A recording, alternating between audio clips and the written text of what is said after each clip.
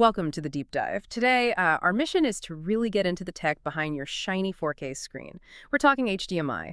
Specifically, how the jump to HDMI 2.0 wasn't just an upgrade, it was, well, essential for things like Ultra HD and HDR. And that leads us to why gear like high-speed splitters even became a thing. Okay, so let's maybe unpack this first. 4K. It's 4 times the pixels of good old 1080p. What happens when your cables, your equipment just weren't designed for that kind of data load? You hit a bottleneck, right? A serious bandwidth crunch. That's exactly it, yeah. The core reason for HDMI 2.0 was simply needing more bandwidth. It became, frankly, unavoidable with 4K. HDMI 2.0 opened up the pipeline significantly. We're talking up to 18 gigabits per second. Before that, with 1.4, it was hovering around 10 gigs. So it's a massive jump. Think a small garden hose versus a fire hose. Right, okay, so it's not just about getting any picture. It's about the quality and the smoothness of that picture hitting the screen. What's the immediate difference you'd actually see? Well, the big one is motion. Fluidity. HDMI 1.4, yeah, it could technically carry 4K, but it was stuck at like 24 or maybe 30 frames per second. Kind of jerky, almost like old video games sometimes. Right. HDMI 2.0 products, they push that up to 60 frames per second for 4K. That gives you that really smooth, almost cinematic motion. Gotcha. And it's not just the speed, the frames per second. It's also about how real it looks, the color depth. You mentioned HDMI 1.4 capped 4K at 8-bit color. What does that actually mean for, the average viewer, and how does 2.0 fix it? 8-bit color. Mm-hmm. The most obvious issue is something called color banding. When you see a sky like a sunset, and instead of a smooth gradient, you see these distinct steps or bands of color. Yeah, I know what you mean. That's often 8-bit limitations. HDMI 2.0 blows that wide open. It supports much better color depth, 30, 36, even 48 bits per pixel, technically. But crucially, it brings in proper support for 10-bit color and the BT 2020 color space. BT point 2020, that sounds important. That's like the professional standard, isn't it? Yeah, exactly. It's the color standard used in digital cinema. So by supporting 10-bit or more within BT point 2020, HDMI 2.0 delivers way richer colors. You see it especially in difficult shades like deep greens and reds. And this better color depth, this higher bit depth, that ties directly into the other huge feature everyone talks about, HDR, high dynamic range. Ah, right. So HDR, the thing that gives you those really bright highlights, but also detail in the dark shadows, that's only really possible because 2.0 handles both the speed and the color depth needed. Precisely. HDR is all about contrast, making the bright parts brighter and the dark parts darker, but keeping detail in both. That creates that incredibly realistic picture on, modern 4K TVs. But getting all that data, 60 frames per second, 10-bit color, HDR metadata, it needs a pretty robust and, importantly, a protected connection. Okay, protected. And that's where the complexity comes in if you want to send that signal to more than one screen. Like, say, with something like this WolfPack 4K 1x8 HDMI 2.0 splitter we looked at, it's not just splitting, it's managing that protected signal.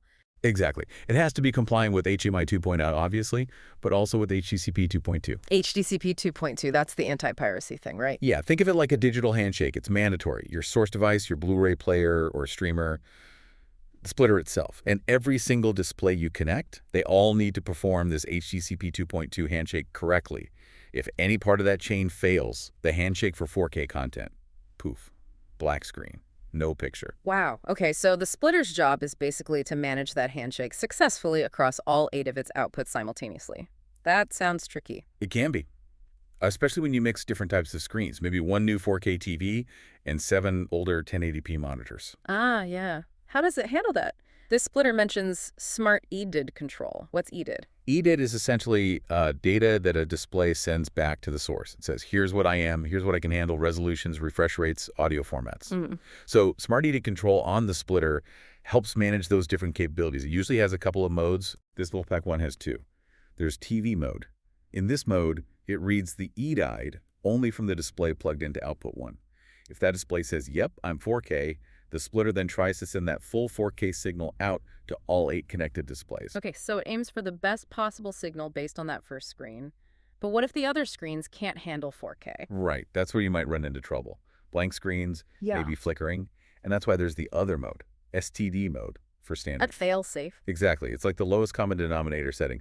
When you switch to STD mode, the splitter ignores the connected display's EDI and just outputs its own built-in, very standard signal, usually something like 1080p at 60 Hz with basic stereo audio. It's the mode you use when things aren't working in TV mode, especially if you know you have a mix of older and newer displays. It guarantees a picture, even if it's not 4K everywhere. Makes sense. Guarantees compatibility over maximum resolution in that case. So, wrapping this up then, what this really tells us is that HDMI 2.0 wasn't just a small step. It took 4K from being technically possible, but maybe a bit compromised at 30 PTS, to being truly immersive at 60 frames per second and unlocking that amazing color depth and high dynamic range we expect now. Absolutely. It laid the foundation for the visual experience we have today. Yeah. But, makes you think. Beyond just the resolution and the HDR, the source materials mentioned HDMI 2.0 also open the door for things like the super wide theatrical 21.9 aspect ratio. Oh, right, the movie screen format. Yeah. And also support for up to 32 audio channels. Oh. Think immersive object-based sound like Dolby Atmos. So here's a thought for you to chew on. What happens when you combine all of that? That ultra-wide picture plus that incredibly detailed multi-channel immersive audio, what could that really do for the future of, your movie night at home? That's definitely something to explore. Sounds like a whole new level of immersion. We'll have to dive into that next time.